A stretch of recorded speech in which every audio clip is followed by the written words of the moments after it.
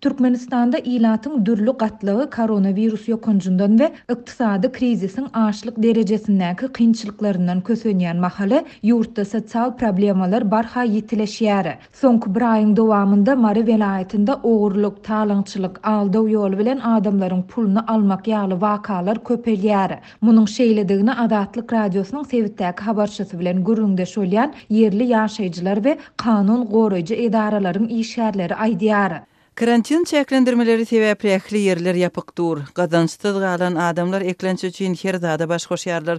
Adamlaryň öýleriniň içindäki goşlary we howlularyndaky derege ýaraýjak islendik zatlary ogurlanýar. Iň bärki elektrik geçirici siýimler hem kesilip alınýar we satylýar. Soňky aýda bular ýaly wakalaryň köpelenligi hasaba alyndy. Dip efirde atlandyrylmasızlygyny soran marly kanun goraýjylaryň biri 3-nji noýabrda habarçymyza gurrun berdi. Şeýlede ol welaýatyň bayramaly etrawynyň häzirki wagtda jenaýatçylygyň iň köp hasaba alynan etrawydygyny hem sözüne goşdy.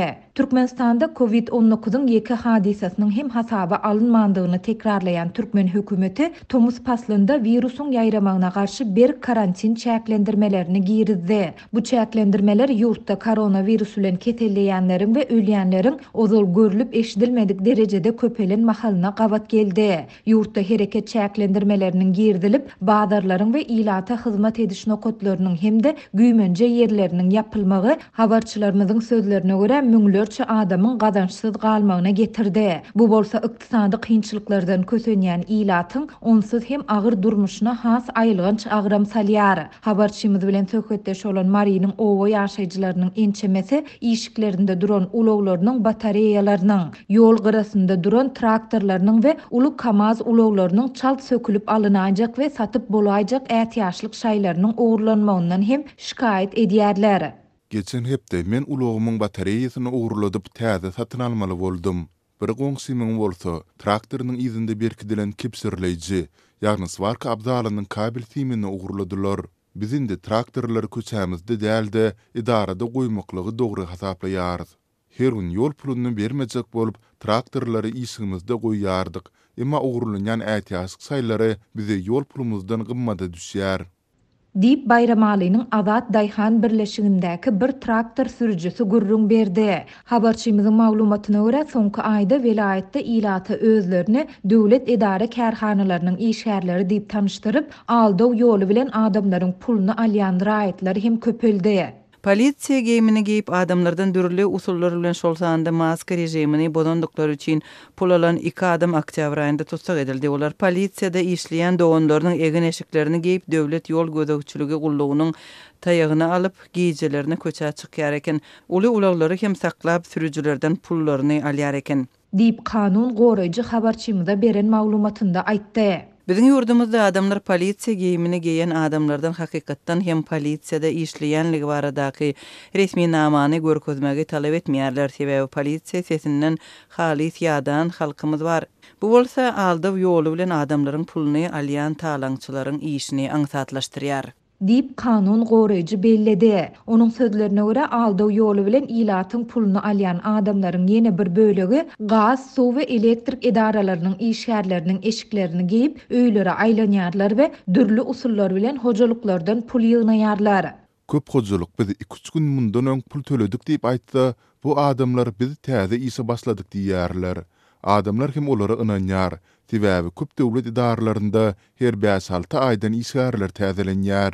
Dip marly ýaşaýjylaryň biri anonimlik şertinde habarçymyza beren maglumatynda aýtdy. Bu adamlar ele salnanda köplenç ozal özleriniň aldaw ýoly bilen hiç açan adamlardan pul almandygyny, karantin sebäpli ähli yerler ýapyk bolan soň çağlaryny ekläp bilmän çykalgasyzlykdan bu işe baş şoşandyklaryny aýdýarlar. Azatlyk bu ýagdaýlar barada Mary welaýat we Bayramaly etrap polisiýa müdürliklerinden goşmaça maglumat hemde kommentari almagy synanşdy. Ýönerer redaktamyzyň 3-nji noýabrda saat 12:00 16:30 aralygynda eden iýdigderli synanşygy netije bermedi. Türkmenistanda dowam edýän ykdysady krizisiň we koronavirus ýokunjunyň Mary welaýatynda ilata agyr zarba urýandygy, bularyň sosial problemalary barha ýitileşdirýändigi barada Adatlyk soňky aýlarda ençeme gede habar berdi. Türkmen hökümeti pandemiýanyň arasynda hasta ýitileşen ykdysady krizisiň hakyky gerimini aýan etmeýär. Şeýle-de ýurtda karantin çäklendirmeleri we olaryň ilata ýetirýän täsirleri barada açaçan mesele gozulmaýar. Maglumat üçin aýtsak, dünýäniň ençeme ýurdunda, şol sanda Türkiýede we Ýewropa döwletlerinde bir karantin çäklendirmeleri döwründe işsiz we gazançsyz galan ilata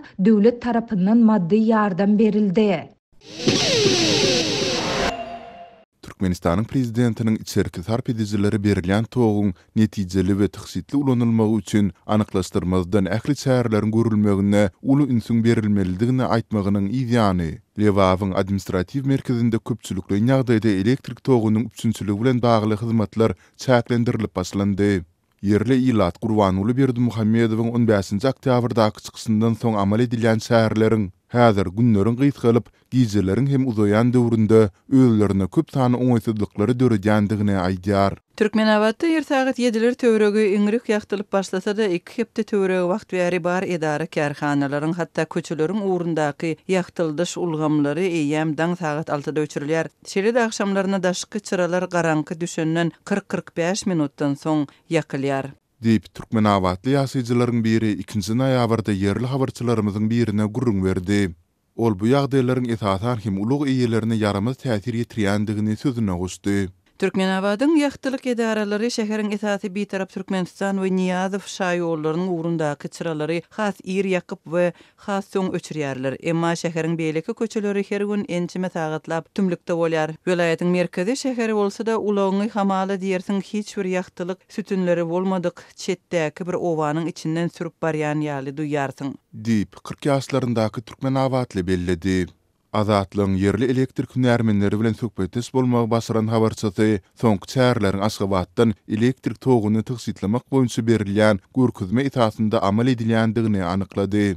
Ol elektrik idaralarynyň gözükçüleriniň her gün daň bilen şäheriň köçelerine aýlanyp, ýanyp duran ýagtylandyrjylary üçürmek talap edýändiklerini, hatda haýbat hymatýandyklaryny belledi. Entek şäher ýagtylmanka elektrik edarasynyň barlygçylary gelip garawullyk edýän edaramyň daşyndaky çyralary öçürmegimi buyruk berji ähengde talap etdiler. Entek taş töweregiň garankydygyny düşünürjek bolsam-da olar öçürmejek bolsaň 500 manat jerime tölersiň diýip haýbat atdylar. Diýip howpsuzlyk aladalar sebäpli atandyrylmasyzlygyny we isleýän edarasynyň adynyň tutulmazlygyny soran ýasyjylaryň biri belledi. Ýokarky ýagdaýlar boýunça yerli häkimliklerden we energiýa idaralarynyň goşmaçy maglumat we kommentari almak boýunça günüň birinji ýarymynda edilen finansklar netije bermedi. Sol bir wagtda Lewaply habarçymyz 2 hepde töwereg wagt bäri Tebitde gaz üçünçüliginiň hem çäklendirilýändigine ünsü çekdi. 15-nji oktýabrda ähli kerpiç zawodlarynyň gazyny kesdiler.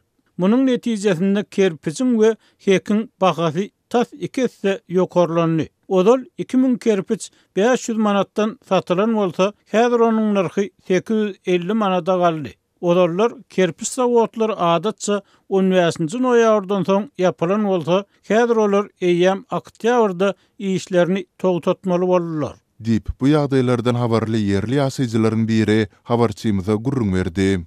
Galy bertede habarçymyz sentýabryň başynda Lewap vilayatynyň çärji etrafynda uly dawara bilen açylan gaz turbinaly elektrik stansiýasynyň entek hem işe girdilmändigini, häzirki wagtda onuň anyklamagy başartmadyk sebäplere görä generatorlarynyň täzelenýändigini aýtdy. Bu soňky özgörüşlikler geljek ýyldan başlap yerli ilatyň sarp edýän elektrik togunyň bahasyny 2 hisse artdyrmak boýunça planlar baradaky habarlaryň ýanyna gabat geldi. Türkmen hökümetiniň maslahatlarynda adatça ýurdun öz ilatynyň ençimi ýyllardan bäri kösenýän tok etmezçiligi barada kelam söz aýdylman. Munyň deregine ýurtda öndürilen elektrik energiýasynyň daşary ýurtlara eksportyny artdyrmak barada gurrun edilýär. Türkmen hökümeti 2019-njy ýylyň ýanwaryndan başlap suw elektrik energiýasy we TV gaz ýaly ilaty çärek asarlap muht berilen ýeňillikli harytlary hyzmatlary ýatyrdy. Bu karar Halk Maslahatynyň 2018-nji ýylyň sentýabrynda geçirilen mejlisinde kabul edildi. Sonda ilatyň durmuş derejesiniň ýokary galandygy aýdylypdy. Häzirki wagtda ilatyň hem giýdirjileri görnetin artdy.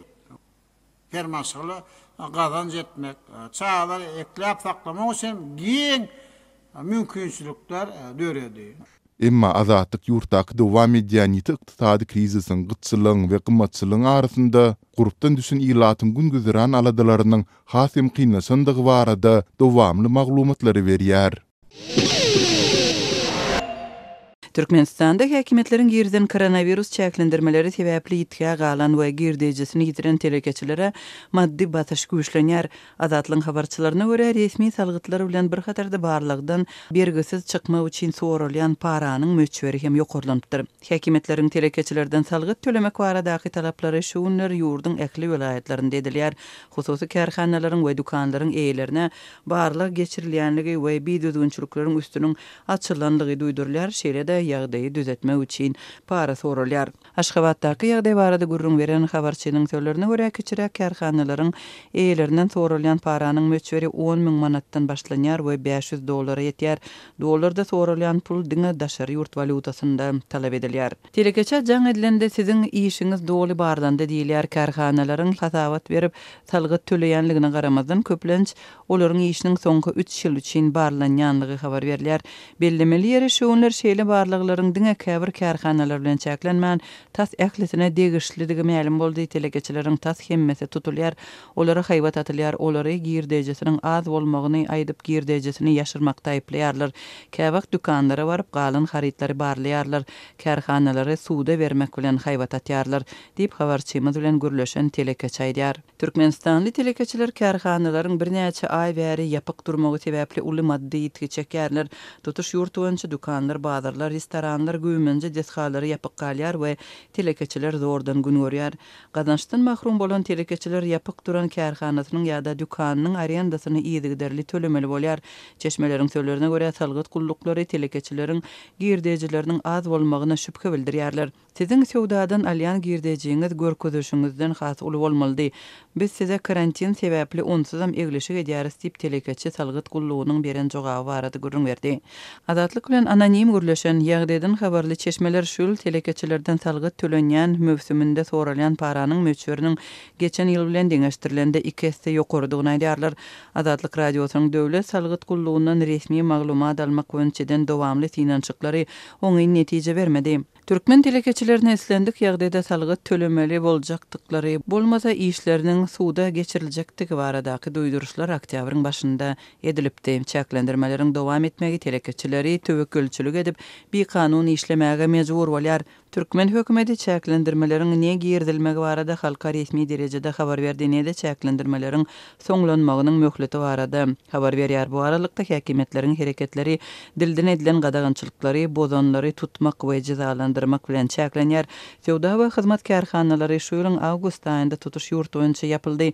Bu karantin ýurtda COVID-19-yň görülip edilmedik derejede ýaýrap keselçiligiň we ölümüň köpelen wagtyna gabat geldi. Ýa-ma hökümet koronawirusyň ýaýramagyny şu çakaçynly boýun almady. Azatlyň çeşmeleriniň habar bermegine görä, käbir regionlarda karantin çäklendirmeleri 15-nji noýabra, beýleki ýerlerde dekabryň başyna çenli uzaldylypdyr.